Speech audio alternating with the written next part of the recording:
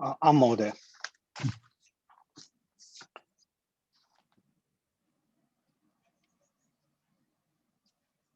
पठामि संस्कृतं नित्यं, वदामि संस्कृतं सदा, ध्यायामि संस्कृतं सम्यक्, वन्दे संस्कृतमातरम्। संस्कृतस्य प्रसाराय नैजं सर्वं ददाम्यहम्। संस्कृतस्य सदा भक्तो वन्दे संस्कृतमातरम्। संस्कृतस्य कृते जीवन् संस्कृतस्य कृते यजन् आत्मानमाहुतं मन्ये वन्दे संस्कृतमातरम्। हिन्दुधर्मं समाजं च पवित्रां संस्कृतिं तथा संरक्षणनुकुर्याम विश्वं शान्तिसमन्वितम्।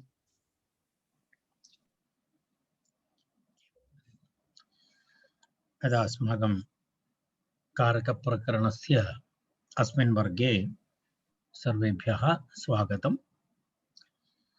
वयं गतदिवसेषु गतवर्गद्वये क्रियायाः विषये प्रतिपादितं। तत्र क्रियापदस्य तत्र स्थानं वाक्ये कीदृशम् अस्ति इति प्रतिपादितं। तदनन्तरं क्रियापदस्य भागद्वयं धातुः तथा तिङ् इति प्रत्ययः, तस्मिन् विषये प्रतिपादितं। धात्वर्थः द्विधा, फलं व्यापारः च इति प्रतिपादितं। तस्मिन् विषये दीर्घा चर्चा कृता। तर्हि तदनन्तरं पुनः तिङर्थविषये अपि अस्माभिः चर्चा कृता। तिङर्थः कारकम् अथवा भावः, कालः, संख्या च इति दृष्टं। तदाधारेण तत्र पाचकः ओदनं पचते इति तस्य कर्तरिप्रयोगे कथं भवति, कर्मणि प्रयोगः कथं भवति, अनन्तरं भावे प्रयोगः कथं भवति इति तावत्पर्यन्तं वयं गतवर्गे वयं दृष्टवन्तः। ततः अग्रे इदानीम् अस्माभिः गन्तव्यमस्ति। तर्हि तत्र वयम् इदानीम् अद्यतनवर्गे ततः वयम् अग्रे गच्छामः। इदानीं अहं स्क्रीन् शेर् करिष्यामि। एकक्षणम्।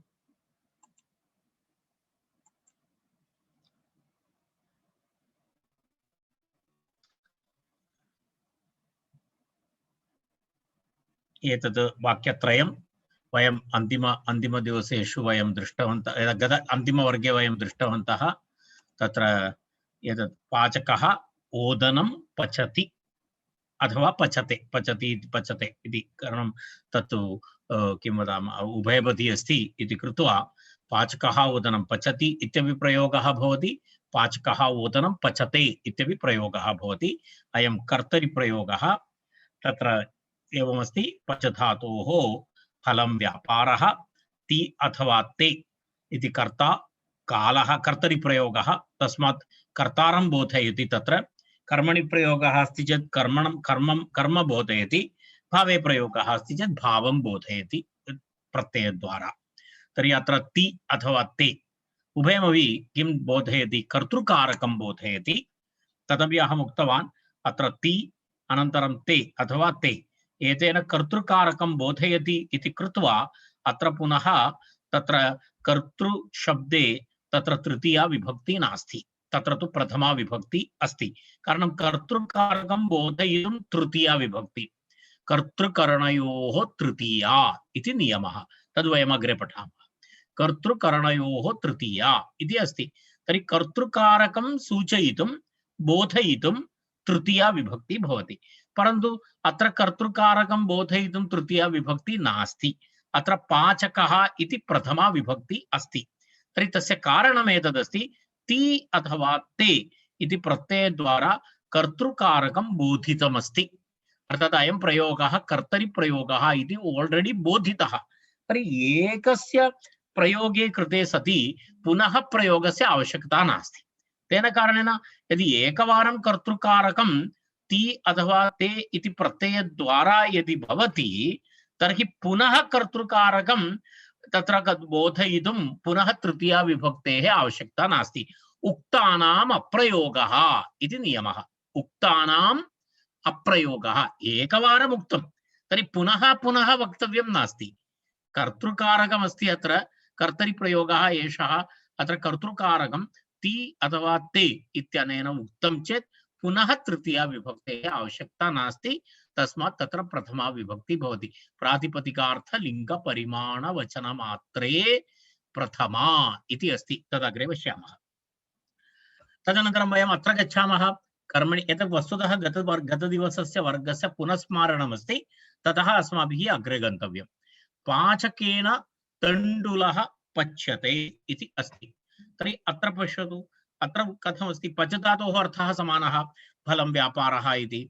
तदनन्तरं य इति कर्मणि प्रयोगः, तस्य वैशिष्ट्यं सार्वधातुक यक् इति एक यक् इति प्रत्ययः भवति। तन्मध्ये सार्वधातुक यक् इति तदेव पठति पठ्यते, गच्छति गम्यते, शृणोति श्रूयते इति सर्वत्र यः यकारः श्रूयते तत् कर्मणि प्रयोगस्य वैशिष्ट्यं। तत्र ते इति भवति आत्मनेपद प्रत्ययः भवति कर्मणि प्रयोगे क्रियापदेन सह। तत्र यदा यदा पठधातोः कर्मणि प्रयोगस्य या अनन्तरं ते इति पठ्यते।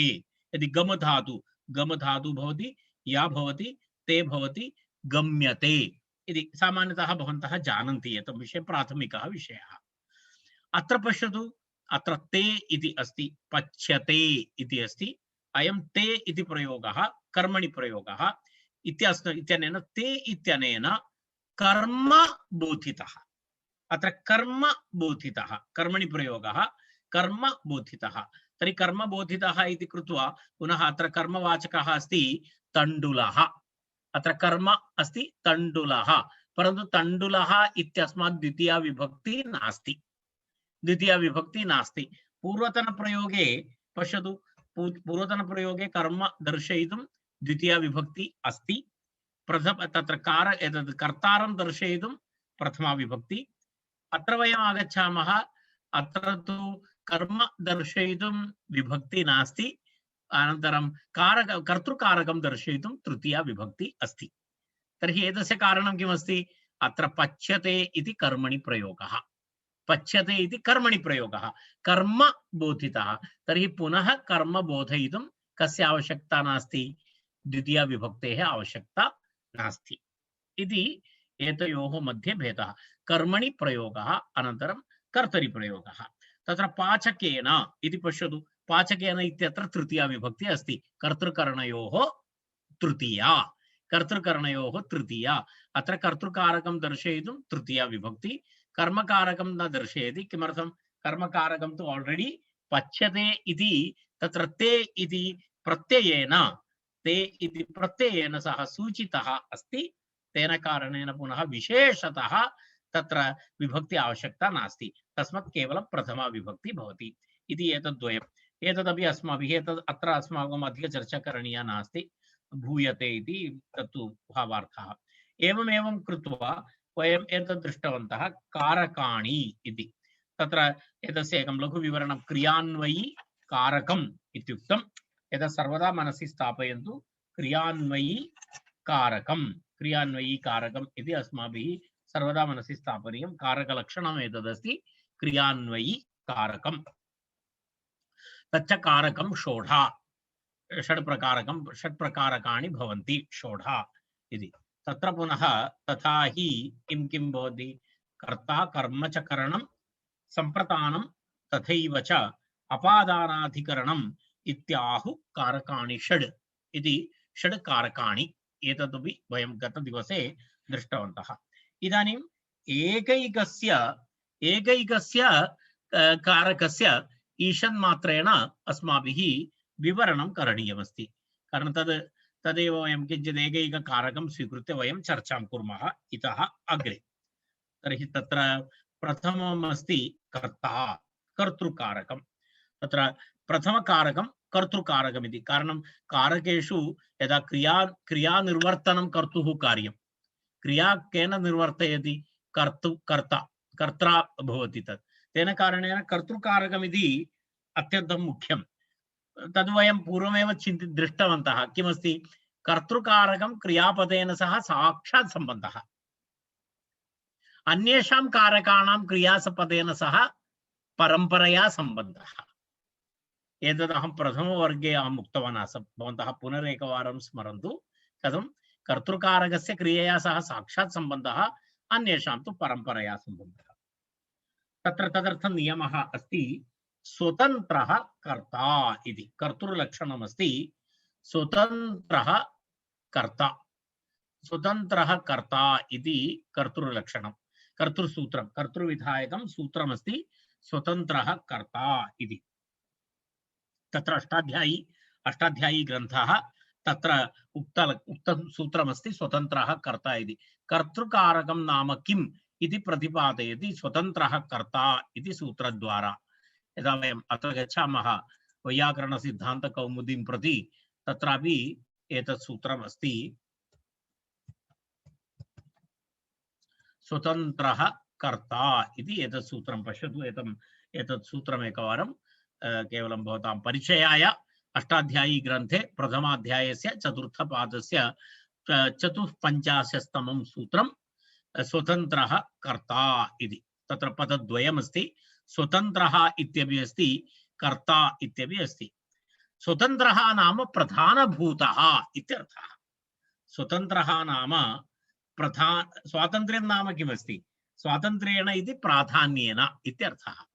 स्वातन्त्र्यं नाम किञ्चित् यदा इण्डिपेण्डेन्स् इत्यर्थेपि स्वतन्त्रः इति वदति, परन्तु सः अर्थः नास्ति। अत्र प्राधान्यं, मुख्यता इत्यादि अर्थः। स्वतन्त्रः इति प्रधानभूतः इत्युच्यते। पश्यतु अत्र एतद् वाक्यं पश्यतु, स्वतन्त्रः इति प्रधानभूत उच्यते इति। कुत्र? काशिका ग्रन्थे तस्य विवरणं दत्तमस्ति। स्वतन्त्रशब्दस्य एवं विवरणं सिद्धान्तकौमुद्यां, वैयाकरणसिद्धान्तकौमुद्याम् एवम् अर्थः किमस्ति?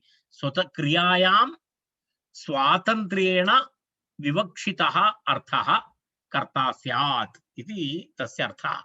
क्रियायां स्वातन्त्र्येण, यदा यागा क्रिया भवति तस्यां क्रियायां स्वातन्त्र्येण अथवा प्राधान्येन, स्वातन्त्र्येण इत्युक्ते प्राधान्येन यस्य विवक्षा अस्ति। कारण कारकाणि सर्वदा विवक्षातः भवन्ति। यः वक्ता अस्ति तस्य विवक्षा महत्वपूर्ण। तदेव यत्र अयं कर्ता इति विवक्षा अस्ति, यः वक्तुः इच्छा अस्ति, तस्य आधारेण प्राधान्येन तत्र स्वातन्त्र्यं नाम किमस्ति? तत्र प्राधान्यम् इति एकः अर्थः। अपरः अर्थः अस्ति व्यापारस्य आश्रयः इति। वयं पश्यामः। एकक्षणम्, अहं किञ्चित् विवरणं करिष्यामि।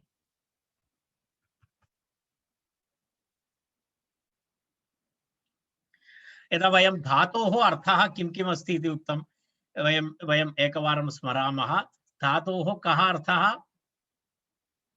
फलं व्यापारः। यस्, फलं अनन्तरं व्यापारः। रैट्? एतत् किञ्चित् वयं पश्यामः। फलं व्यापारः। व्यापारः यदि भवति तर्हि फलमपि भवति खलु। व्यापारेण विना तु फलं न भवति। तर्हि व्यापारं कर्तुं कश्चन आश्रयः अपेक्षितः अस्ति। आश्रयेण विना व्यापारः तु न भवति। अर्थात् व्यापारः कश्चित् करोति। व्यापारः नाम क्रिया, तत् केनापि करणीया भवति। तर्हि व्यापारस्य कश्चन आश्रयः भवति। व्यापारस्य आश्रयः भवति। तर्हि व्यापारस्य आश्रयः इति। व्यापारस्य आश्रयः व्यापाराश्रयः इत्युक्ते व्यापारः येन क्रियते। व्यापारः येन क्रियते तर्हि व्यापाराश्रयः इति भवति। तर्हि व्यापारः आश्रयः, व्यापाराश्रयः किं भवति? कर्ता इति एवं डेफिनिशन् भवति। पश्यतु, व्यापारः भवति तर्हि धातु क्रियापदं क्रियापदस्य एकः भागः धातुः धातोः अर्थद्वयं फलम् अनन्तरं व्यापारः व्यापाराय कश्चन आश्रयः अपेक्षितः सः आश्रयः व्यापाराश्रयः व्यापाराश्रयः भवति कर्ता अथवा तत्र व्यापाराश्रयत्वम् इति व्यापाराश्रयः कर्ता भवति व्यापार आश्रयः नाम किं भवति स्वातन्त्र्यं नाम व्यापाराश्रयत्वम् इति उक्तं तस्य भावः अर्थात् अत्र क्रियायाम् आश्रयः इति प्राधान्यम् इत्यर्थः एकवारं वयम् इदानीं क्रमः अवगतः इति मन्ये धातु भागद्वयं फलं व्यापारः व्यापारस्य आश्रयः व्यापाराश्रयः तस्य भावः व्यापाराश्रयत्वम् इति प्राधान्यं नाम तदेव अत्र उक्तं पश्यामः वयं प्राधान्यं नाम किं भवति प्राधान्यं नाम व्यापाराश्रयत्वम् इति भवति एकक्षणम् अत्र पश्यामः अत्र विवरणे अस्ति तत् भवतां पुस्तके अस्ति तत् तत्र पश्यतु तत्र एतस्य अनन्तरं कर्ता पश्यतु क्रियायां स्वातन्त्र्येण विवक्षितः अर्थः कर्ता स्यात् इति स्वातन्त्र्यं नाम व्यापाराश्रयत्वम् इति उक्तं स्वातन्त्र्यं नाम व्यापाराश्रयत्वम् इति व्यापाराश्रयः कर्ता इति फलितः अर्थः तस्य आशयः नाम व्यापाराश्रयः कर्ता तदेव मया अत्र लिखितं व्यापारः तस्य आश्रयः कर्ता इति एतस्य डेफिनिशन् भवति व्यापाराश्रयः कर्ता सर्वदा तर्हि इदानीं स्पष्टं स्यात् प्राधान्यं क्रियायां प्राधान्येन स्वातन्त्र्येण विवक्षितः अर्थः कर्ता स्यात् स्वातन्त्र्यं नाम प्राधान्यम् एकं विवरणम् अन्यत् विवरणं व्यापारः इति व्यापाराश्रयः इति स्वातन्त्र्यं नाम व्यापाराश्रयत्वम् एवं च किं भवति व्यापाराश्रयः कर्ता इति फलितः अर्थः तर्हि कर्तुः एक दृष्ट्या कर्तुः डेफिनिशन् नाम विवरणं नाम व्यापाराश्रयः इति व्यापार पश्यतु किञ्चित् मैन्यूट् अस्ति किञ्चित् सैद्धान्तिकविषयः मैन्यूट् अस्ति एतत् कारणं पच धातोः अन्तर्गतमस्ति एतत् सर्वं धातोः अन्तर्गतमस्ति एतत् सर्वं तर्हि पुनरेकवारम् अग्रे वयं तस्य उदाहरणैः सह पश्यामः पश्यतु अत्र धात्वर्थः मया विवृतः विषयः धात्वर्थः पुनरेकवारं स्मरणं फलं व्यापारः च इति उक्तं तत्र व्यापारस्य यः आश्रयः सः कर्ता भवति व्यापारस्य यः आश्रयः अर्थात् व्यापारं यः करोति अथवा व्यापारस्य आश्रयः सः कर्ता भवति यथा सूदः पचति इति अस्ति यथा सूदः पचति इति अस्ति तर्हि तस्य विवरणमस्ति अग्रे सूदः नाम पाचकः सूदः पचति इति एकं वाक्यं तस्मिन् वाक्ये पश्यामः वयं तत्र किमस्ति इदा किञ्चित् विवरणं पश्यामः पच धातोः अर्थः कः पच धातोः अर्थः अस्ति पाकव्यापारः पाकक्रिया इति अस्ति खलु पच धातोः अर्थः पाकक्रिया पाकानुकूलक्रिया तद् वयं प्रथमदिवसे दृष्टवन्तः स्मरति खलु पच धातोः अर्थः किं भवति पच धातोः अर्थः यदा प्रथम फलं नाम विक्लृप्तिः मृदुता इत्यादिकम् उक्तं भवन्तः प्रथमवर्गं स्मरतु तद् फलं तस्य फलस्य आश्रयः यः पाचकः तर्हि पचति इत्युक्ते पाकानुकूलव्यापारः पाकानुकूलक्रिया इत्यर्थः तत्र एवमस्ति तर्हि तत्र पच धातोः अर्थः पाकक्रिया पाकव्यापारः सा क्रिया कुत्र अस्ति सा क्रिया कुत्र अस्ति सा क्रिया सूदे अस्ति पाचकः करोति पाचके अस्ति सा सा क्रिया पाचके अस्ति इति कृत्वा तथा च पाकक्रियायाः आश्रयः सूदः अथवा पाचकः, अतः सूदः कर्ता इति कर्तृविवरणम् अस्ति। तथा यदा पश्यतु अत्र पुनरेकवारं पश्यामः, पच धातोः अर्थः पाकक्रिया, सा क्रिया कुत्र अस्ति, तस्य आश्रयः सूदः, सः क्रियां निर्वर्तयति, तेन कारणेन सः क्रियायाः आश्रयः, व्यापारस्य आश्रयः, पाकक्रियायाः आश्रयः सूदः, अतः सूदः कर्ता इति भवति। यदा अन्य उदाहरणानि पश्यामः वयम्, इदानीम् अपरमेकम् उदाहरणं पश्यामः। भवन्तः पश्यन्तु, बालः खादति इति वाक्यं। खादधातोः अपि तत्र कश्चन अर्थः भवति। सा कः अर्थः? भक्षणक्रिया। खादधातोः अर्थः भक्षणक्रिया। तर्हि सा क्रिया कुत्र अस्ति? सा क्रिया बाले अस्ति, एवं न?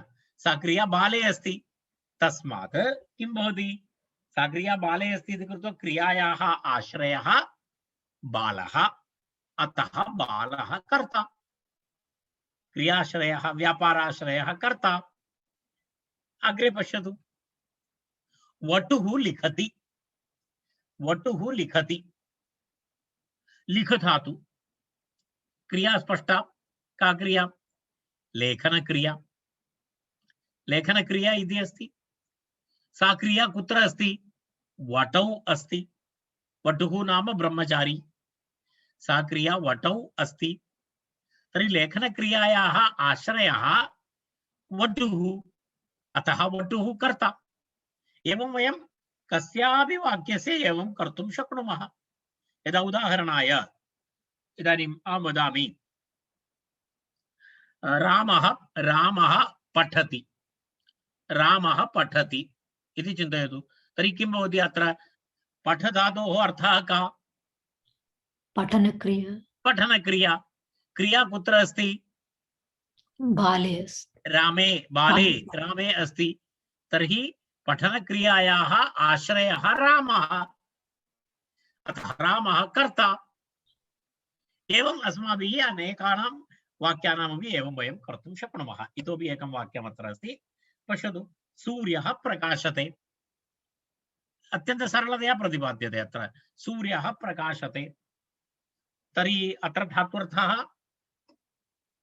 प्रकाशनक्रिया। अत्र धात्वर्थः प्रकाशनक्रिया। सा क्रिया कुत्र अस्ति? सूर्ये अस्ति। अतः प्रकाशनक्रियायाः आश्रयः सूर्यः, अतः सूर्यः कर्ता। तर्हि एवं सामान्यरूपेण एतस्य पुनः अग्रे विभक्तिभिः सह एतस्य अन्वयः अनन्तरं तस्य विवरणम् अग्रे भवति। एतत् केवलं सिद्धान्तमात्रम् उपस्थापयति। अत्र केवलं सिद्धान्तमात्रमस्ति, अत्र प्राक्टिकल् नास्ति। तद् वयं प्रायोगिकविषये वयम् अग्रे विभक्तिविषयं यदा कर्तृकारकं दर्शयितुं का विभक्तिः भवति इत्यादिकम् अनन्तरम्। इदानीं केवलं सारांशं दर्शयति, अर्थात् कर्ता नाम किं, कर्तृकारकं किं, कर्मकारकं किम्, अथवा तत्र अपादानकरणकारकं किम् इति केवलं सिद्धान्तमात्रम् अत्र प्रतिपादयति। तदनन्तरं पुनः अग्रे विभक्तिभिः सह एतस्य कनेक्षन् भवति। तदा अग्रे इतोपि तत्र प्रायोगिकरूपेण प्राक्टिकल्स् भवन्ति तत्र। तदा इदानीं केवलं वयं सिद्धान्तमात्रं दृष्ट्वा वयम् अग्रे गच्छामः। तर्हि अग्रे अग्रिमम् अस्ति तत्र एकक्षणम्।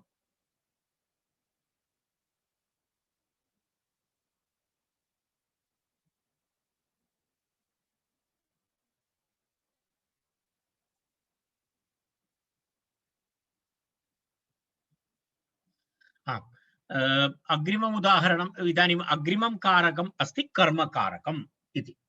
तर्हि व्यापाराश्रयः कर्ता इति अभवत्। तत् पुनरपि अहं वारं एतद् वदामि, व्यापाराश्रयः कर्ता इति इति भवन्तः सर्वदा मनसि स्थापयन्तु।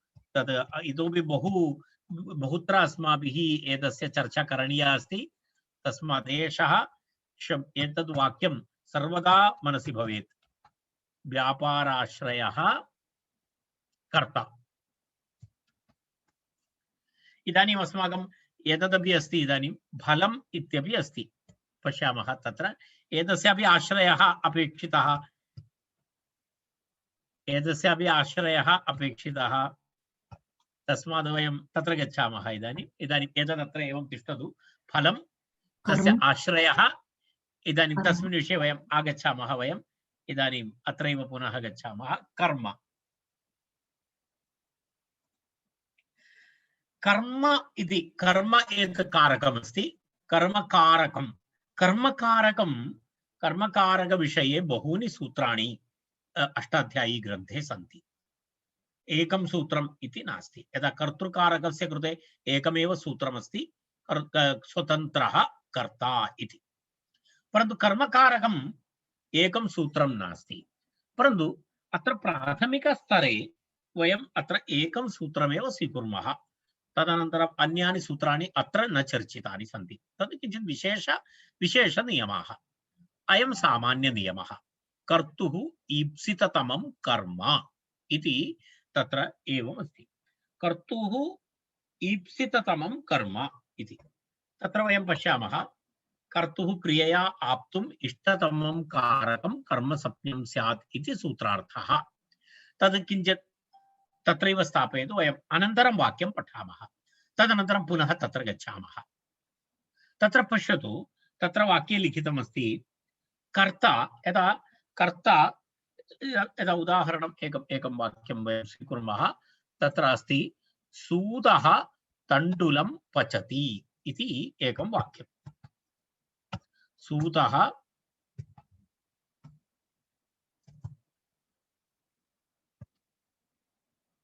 तण्डुलं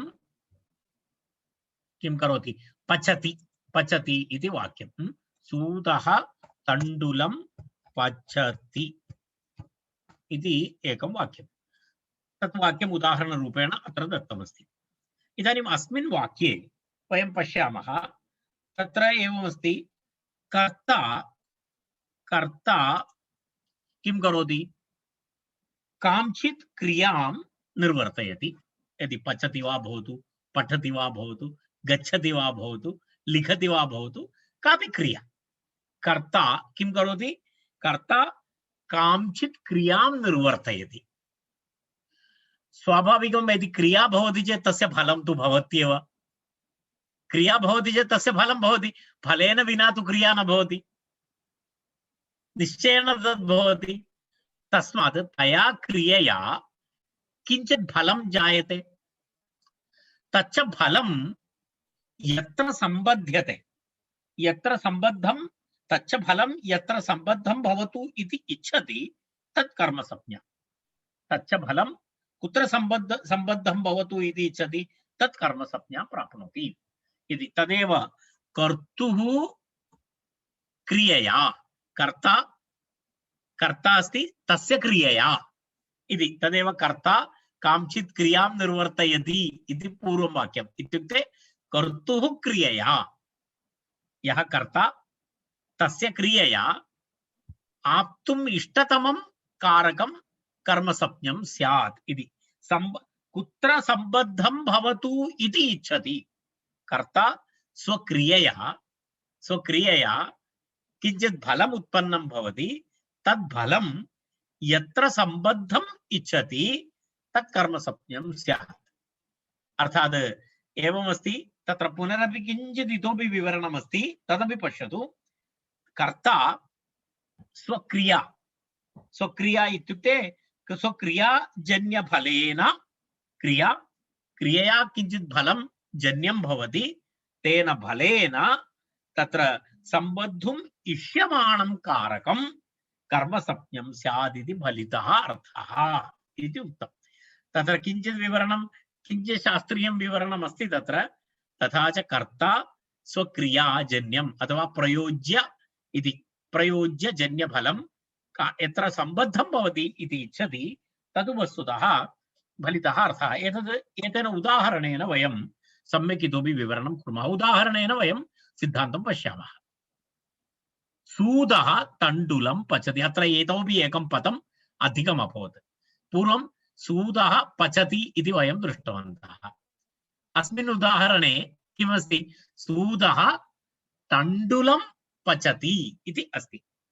अत्र वयं प्रथमवर्गं स्मरामः। पच धातोः कः अर्थः? विक्लित्तिरूपं फलं तदनुकूला क्रिया। स्मरति खलु? तद्दिने वयम् आरम्भदिने उक्तवन्तः पचति। पचति इत्यत्र पच धातु। धातोः अर्थद्वयं। फलं व्यापारः। फलं नाम विक्लित्तिरूपं फलं। विक्लित्ति नाम मृदुविशदत्वं, मृदुत्वं तदपि प्रतिपादितं। व्यापारः नाम तदनुकूलक्रिया। अत्र पश्यतु, पाकक्रियायाः आश्रयः सूदः। कः पाकक्रियां करोति? सूदः करोति। पाकक्रियायाः आश्रयः सूदः। गत उदाहरणेपि वयं दृष्टवन्तः। अतः सूदः कः अस्ति? सूदः अत्र कर्ता, राइट? व्यापाराश्रयः कर्ता। व्यापाराश्रयः कर्ता। सूदः क्रियां करोति। तस्मात् तत्र किं भवति? सूदः कर्ता। पाकक्रियाजन्य, पाकक्रिया तेन उत्पद्यमान पाकक्रियाजन्य विक्लित्तिरूप फलेन संबद्धुम् इष्यमाणः तण्डुलः। कुत्र कुत्र विक्लित्ति भवति? कुत्र मृदुविशदत्वं भवति? तत्तु कुत्र भवति? तण्डुले भवति, राइट? तण्डुले भवति।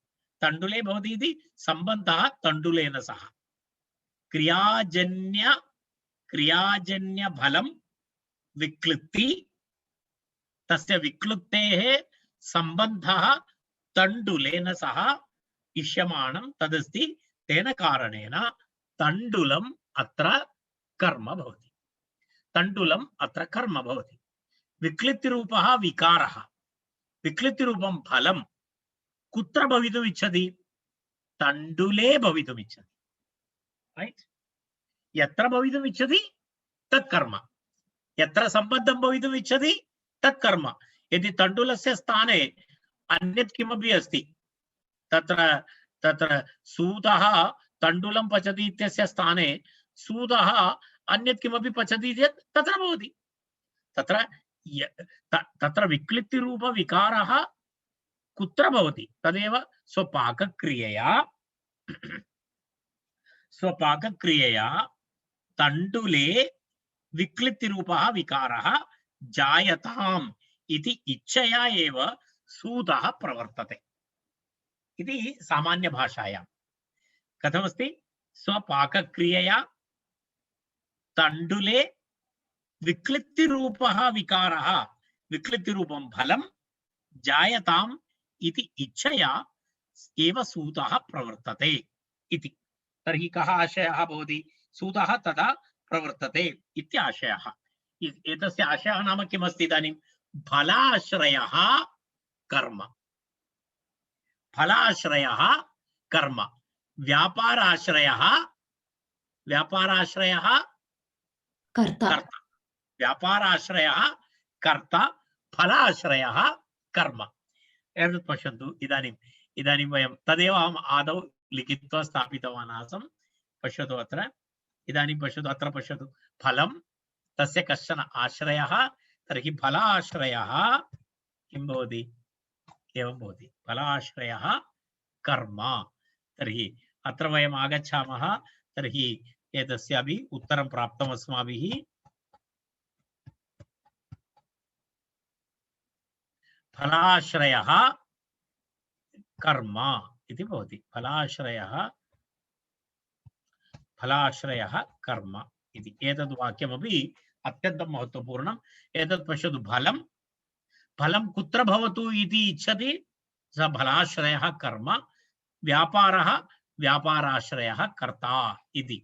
इदानीं धातोः अर्थद्वयं फलम् अनन्तरं व्यापारः तत्र फलाश्रयः कर्म व्यापाराश्रयः कर्ता इति भवति इति एतस्य बेसिक् सिद्धान्तमस्ति अन्य अन्य अन्य उदाहरणैः सह कर्मकारकस्य वयम् इतोपि किञ्चित् पश्यामः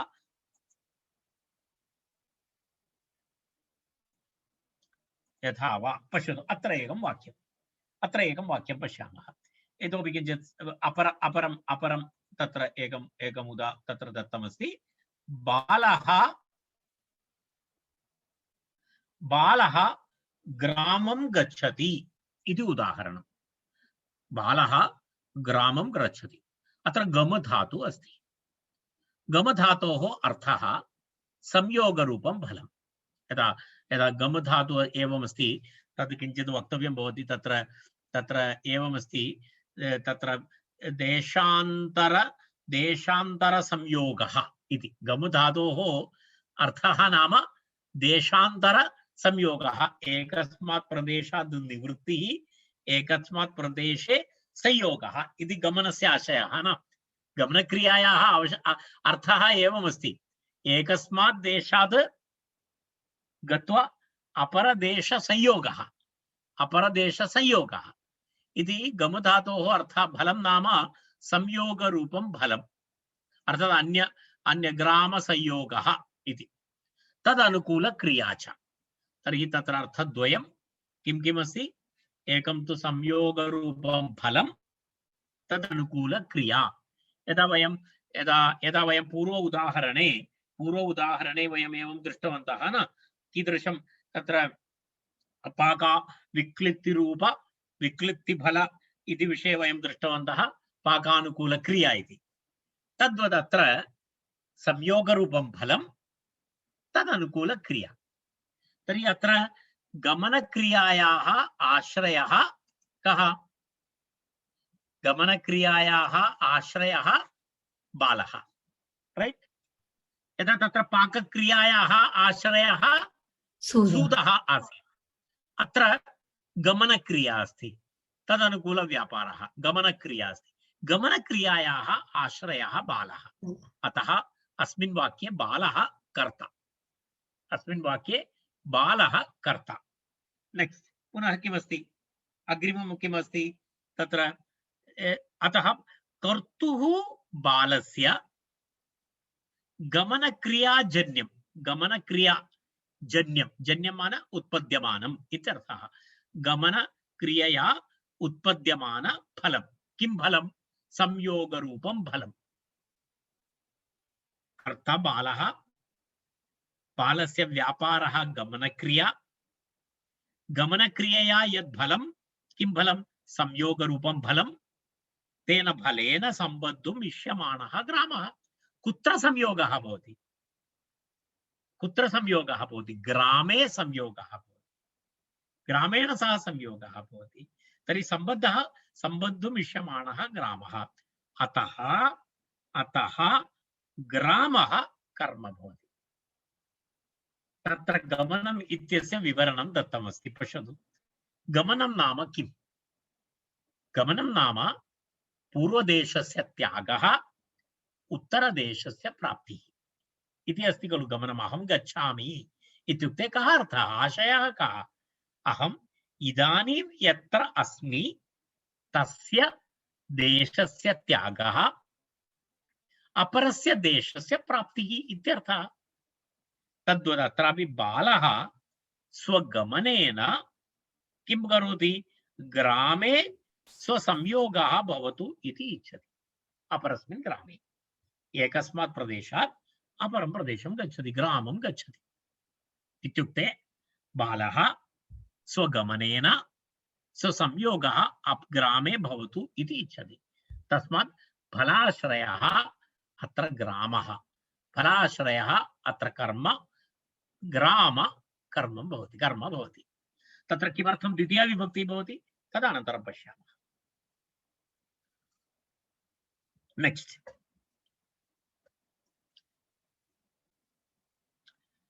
अग्रिमं पश्यतु चैत्रः कूपं खनति इति उदाहरणं चैत्रः कूपं खनति। अर्थात् क्रियापदं किमस्ति? खनति इति क्रियापदं। खनति इति क्रिया। प्रथमं क्रियापदस्य विश्लेषणं करणीयम् अस्माभिः। तत्र फलं किमस्ति, व्यापारः कः इति अस्माभिः विश्लेषणं करणीयं। तदनन्तरं तस्य आश्रयः कः इति द्रष्टव्यं। तर्हि प्रथमं किमस्ति? खन धातोः अर्थः किमस्ति? अवधारणरूपं फलं। खननं नाम किमस्ति? खननं नाम अवधारणम्। अवधारणमस्ति खलु, गर्तं करोति, टु डिग् इति अर्थः न खन धातोः। तर्हि अवधारणम् इति उच्यते संस्कृते। अवधारणम्, अवधारणम् इति यद् बृहत् गर्तं करोति तस्य यदा गर्तं कृत्वा कृत्वा गच्छन्ति तस्य अवधारणरूपं फलं। तदनुकूलक्रिया च इति खन धातोः अर्थः किं किमस्ति? फलं नाम अवधारणरूपं फलं, क्रिया नाम तदनुकूलक्रिया, अवधारण अनुकूलक्रिया। खननक्रिया अस्ति अत्र, रैट्? खननक्रियायाः आश्रयः कः? चैत्रः। खननक्रिया कः करोति? चैत्रः। खननक्रिया, खननव्यापारस्य आश्रयः चैत्रः। तर्हि चैत्रः कर्ता। खननक्रियायाः आश्रयः कर्ता, चैत्रः कर्ता। अनन्तरं कर्तुः चैत्रस्य खननक्रियाजन्य अवधारणरूपफलेन सम्बद्धुम् इष्यमाणः कूपः। तत्र अवधारणक्रियया सह सम्बद्धुम् इष्यमाणः कूपः। तत्र अवधारणरूपफलेन किं भवति? किं जायमानं भवति? कूपः भवति तत्र। अतः कूपः कर्म भवति। अतः कूपः कर्म भवति। सरलमस्ति। इदानीम् अग्रे पश्यामः। इतोपि एकम् उदाहरणं दत्तमस्ति। भक्तः हरिं भजति। भक्तः हरिं भजति। अत्र का क्रिया अस्ति? भजति इति क्रिया अस्ति। भजति इति क्रिया अस्ति। भजनं नाम किमस्ति? भजनं नाम पूजनादिपरिचरणात्मिका क्रिया। किमस्ति? भजनं नाम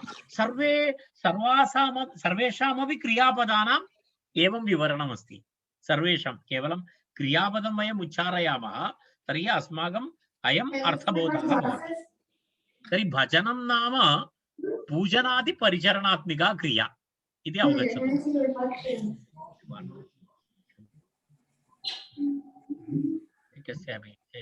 कस्यापि किञ्चित् म्यूट् करोति चेत् वरं।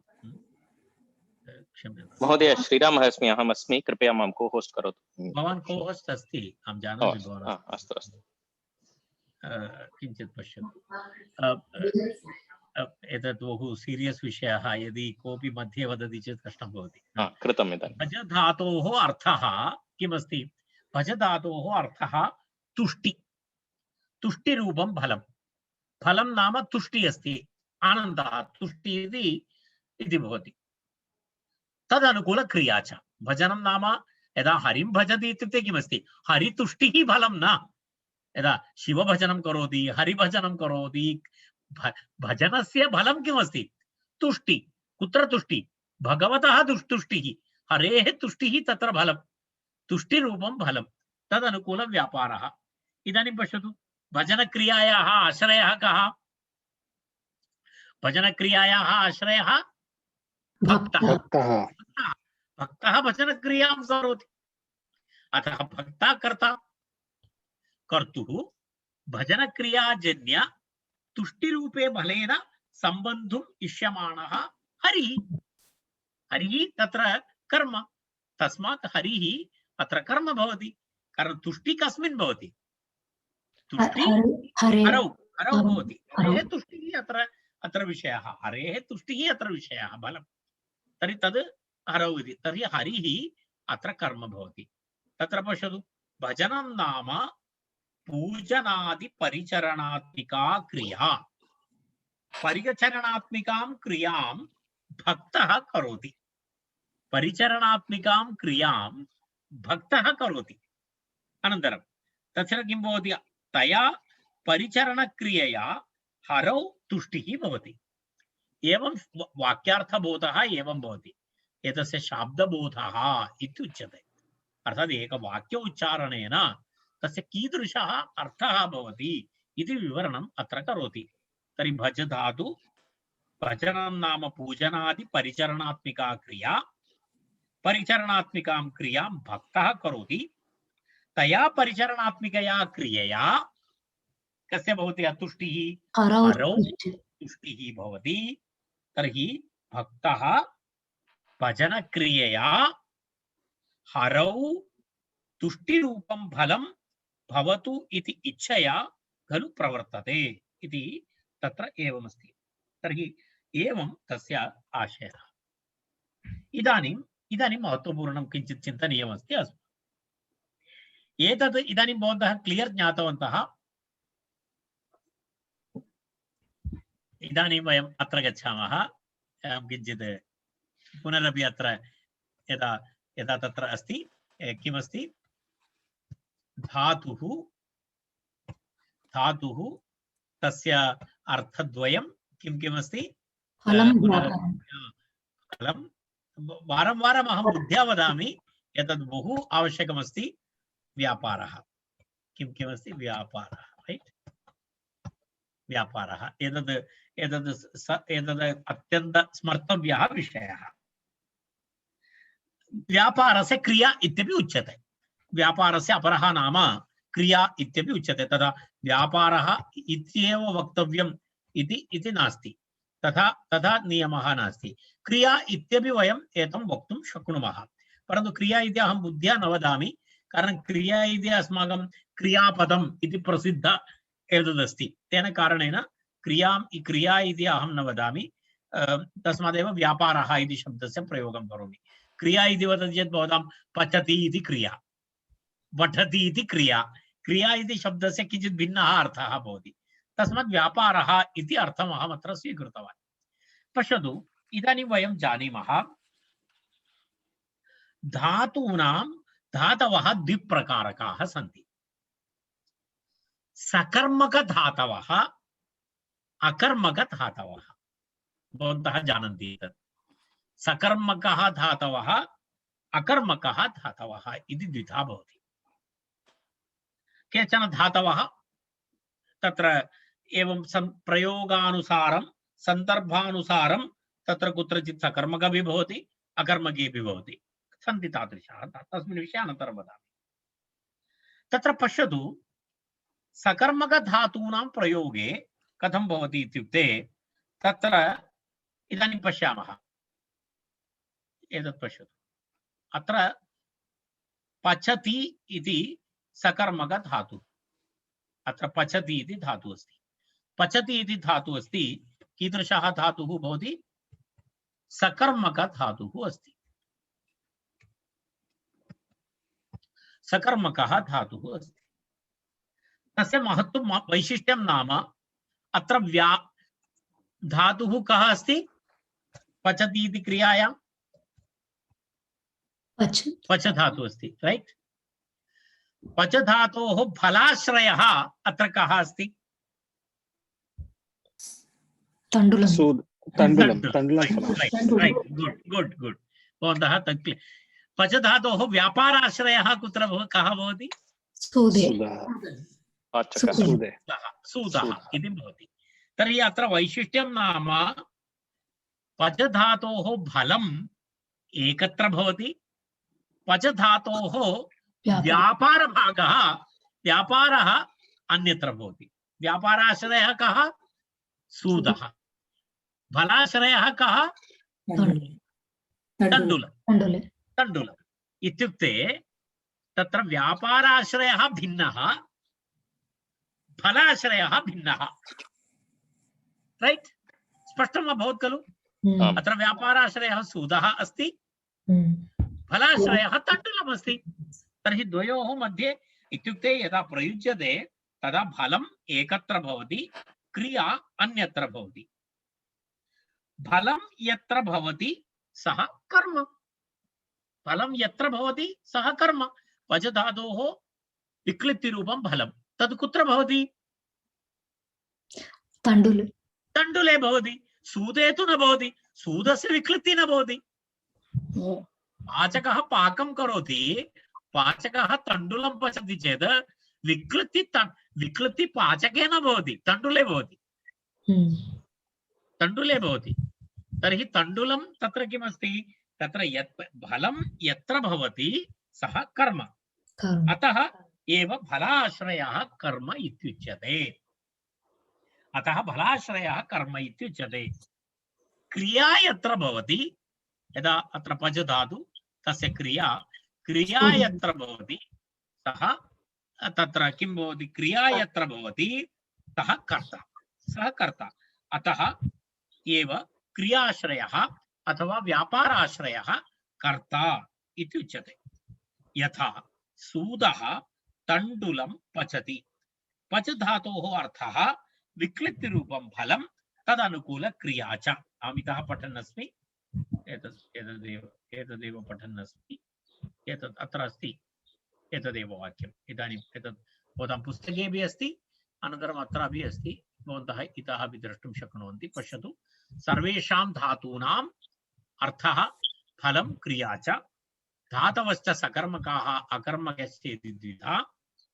तत्र सकर्मक धातुः यदा प्रयुज्यते तदा फलम् एकत्र भवति, क्रिया अन्यत्र भवति। फलं यत्र भवति सः कर्म, अतः एव फलाश्रयः कर्म इत्युच्यते। क्रिया यत्र भवति सः कर्ता, अतः क्रियाश्रयः अथवा व्यापाराश्रयः कर्ता इत्युच्यते।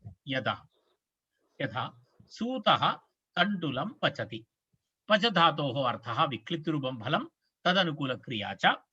विक्लितिः तण्डुले, अतः तण्डुलः कर्म, क्रिया सूदे, अतः सूदः कर्ता। एतद् स्पष्टम् अभवत्। एतस्मिन् कोऽपि संशयः नास्ति खलु? एतत् क्लियर् अस्ति? तत्र पश्यामः। आं महोदय। इदानीं पश्यामः, इदानीम् एतत् सकर्मकधातोः विषयः। इदानीं वयम् अपरम् एकं पश्यामः। अत्र पश्यामः, यदि अकर्मकधातुः भवति, अकर्मकधातु यदा उदाहरणाय तत्र अस्ति चन्द्रः वर्धते इति एकं वाक्यं, रैट्? चन्द्रः वर्धते इति अस्ति।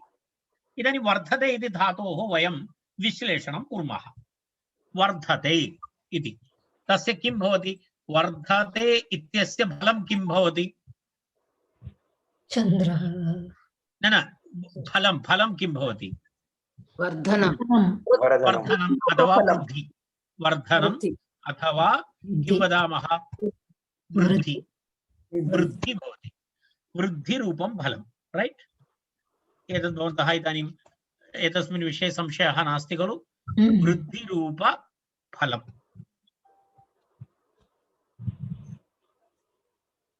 वृद्धिरूपफलम् इति अस्ति, रैट्? वृद्धिरूपफलम् इति अस्ति। व्यापारः तदनुकूलव्यापारः, रैट्? तदनुकूलव्यापारः इति सरलरूपेण तदनुकूलव्यापारः, तदनुकूलव्यापारः। एतत् स्पष्टम् एतावत् पर्यन्तं।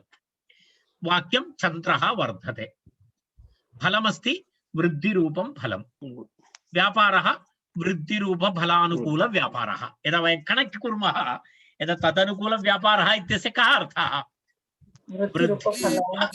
फल अनुकूलव्यापारः इति। अर्थात् वर्धते इत्यस्य कः अर्थः?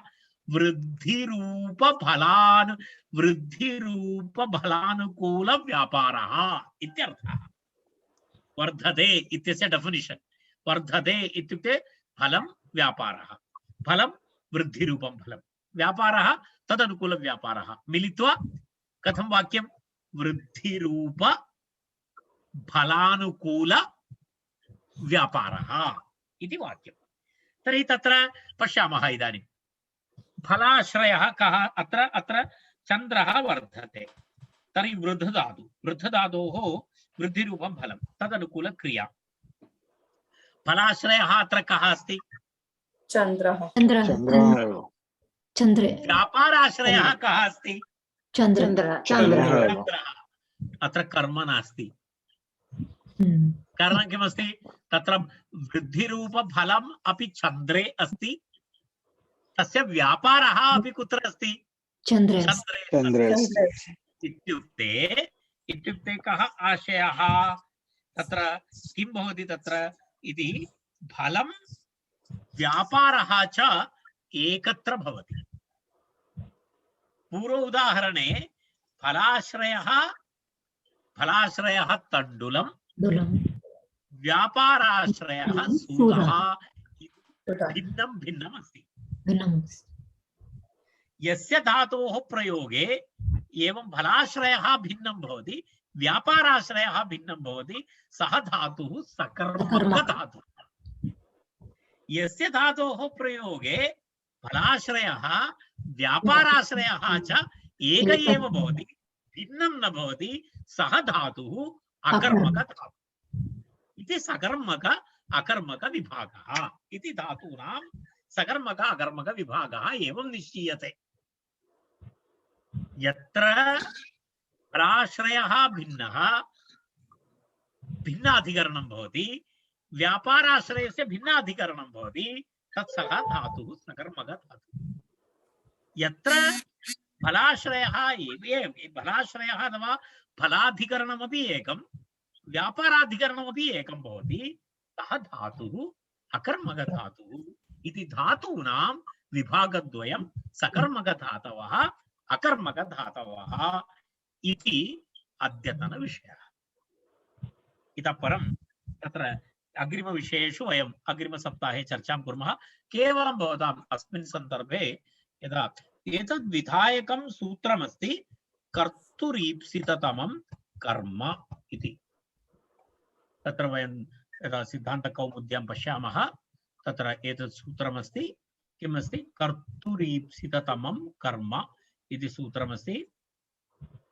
तत्र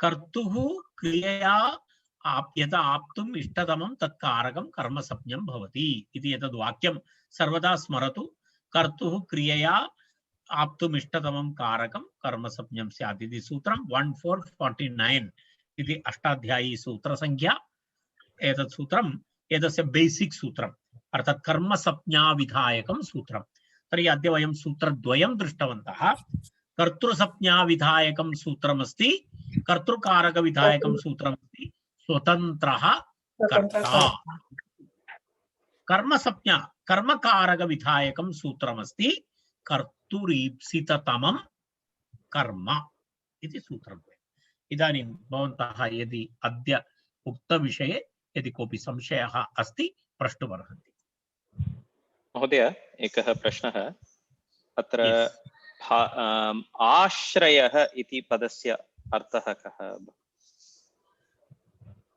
आश्रयः नाम यदा अधिकरणम् इति चिन्तयतु अधिकरणम् इत्युक्ते तस्य कृते यदा यदा वयं वदामः यदा यदा किं किं यदि यदि यदि कोऽपि एका क्रिया भवति तां क्रियां निर्वर्तयितुं किमपि अधिकरणम् आवश्यकं खलु अर्थात् यदा मैथमेटिक्स् मध्ये एक्स् इति वदति खलु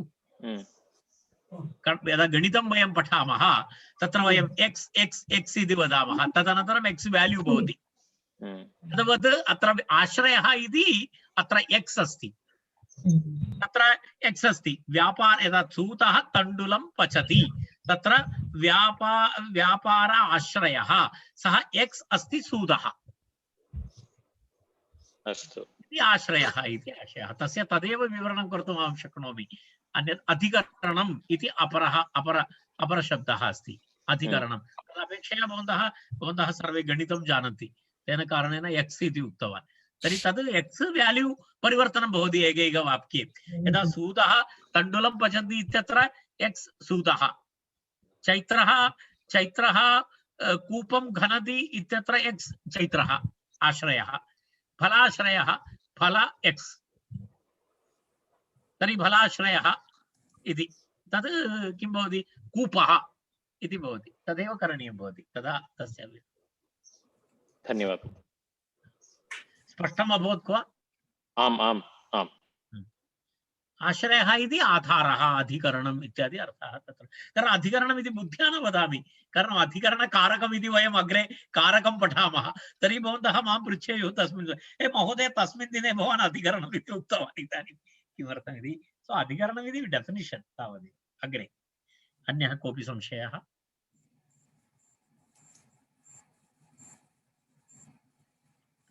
गुड्, भवन्तः अवगतवन्तः। तर्हि अद्यतनविषयस्य सारांशः कर्ता कः, कर्म किम्, अनन्तरं सकर्मकधातु अकर्मकधातु, सकर्मकधातोः लक्षणम् अकर्मकधातोः लक्षणम् इति अद्यतनविषयः। इदानीं सकर्मक अकर्मकभेदं भवन्तः अवगतवन्तः इति मन्ये। यत्र आश्रयद्वयम् एकमेव भवति तद् अकर्मकधातु अकर्मकक्रिया, यत्र यत्र व्यापाराश्रयः भिन्नः भवति, फलाश्रयः भिन्नः भवति, सः धातुः सकर्मकः। परन्तु यदा एकक्षणम् अहं स्वीकरोमि वा? आं कृपया।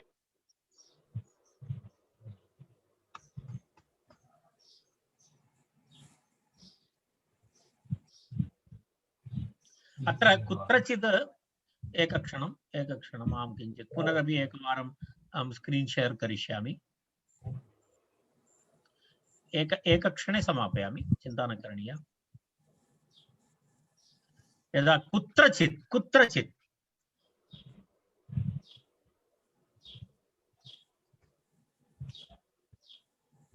वृषभः इति लेखितुं मम प्रयासः। वृषभः भारं